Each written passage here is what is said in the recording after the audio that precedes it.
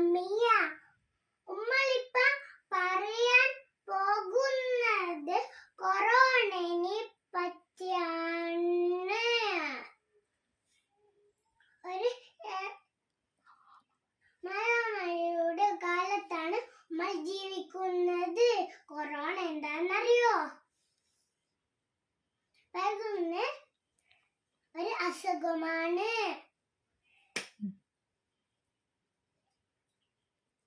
Corona കാരണം വീടിന്റെ പുറത്ത് ഇറങ്ങാൻ പറ്റുന്നില്ല.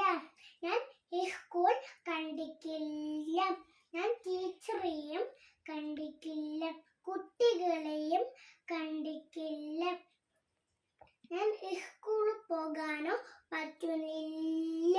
കൂട്ടുകാരൊത്ത് കളിക്കാനോ പറ്റുന്നില്ല. Must take sensitive